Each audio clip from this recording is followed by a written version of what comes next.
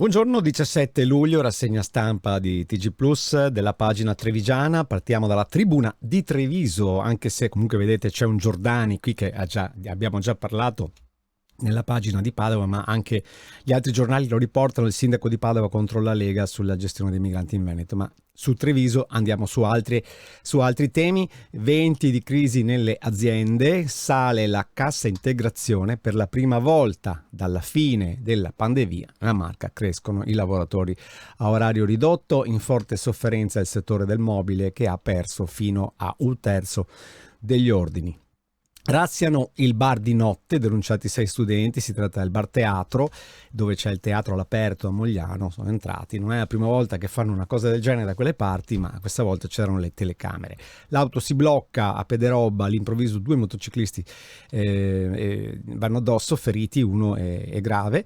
Ecco Le mie ragazze di carta, cinismo e poesia, Edera Soldato. Si tratta di questo film girato a Treviso e Mogliano Veneto, è stato girato a Mogliano, è stato tenuto quel cinema che era è ancora un cinema del vecchio giro degli anni 60, e poi anche nel campo dell'oratorio, tante altre cose. Comunque è un film girato qua nella zona di Treviso, Mogliano e altro.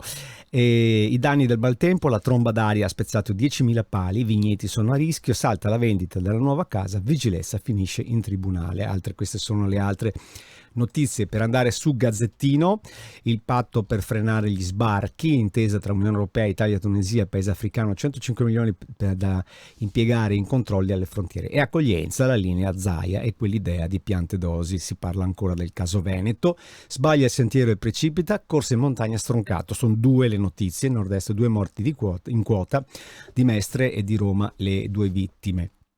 Anche il Gazzettino riporta in prima pagina la tragedia del Redentore, quel ragazzo di 28 anni, Riccardo, che è annegato, e le altre 2 amiche invece sono illese.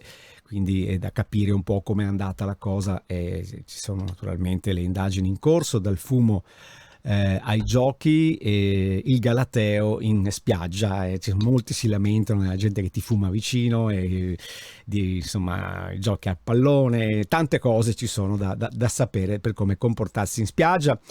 Un'occhiatina veloce la diamo al Corriere della Sera, non avendo il Corriere del Veneto. Giustizia, lo stop di Meloni, Giovanotti che cade in bici e filma i soccorsi. Lui è riuscito a fare questa cosa dicendo che aveva un male cane, si è rotto anche, ha avuto parecchie fratture.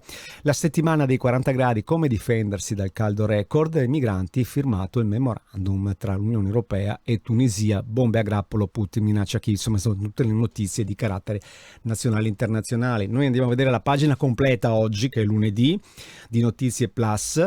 È morto il trevigiano Monsignor Luigi Bettazzi, e Fitch Ratings conferma l'alta affidabilità finanziaria confermata, insomma, conferma della regione Veneto. E vediamo la foto di Calzavara, poi la passeggiata da Colonche e musica a Santo Stefano, la domenica di bellezza a Segusino. Notizie comunque che arrivano così, sono tante le notizie che arrivano in questa pagina.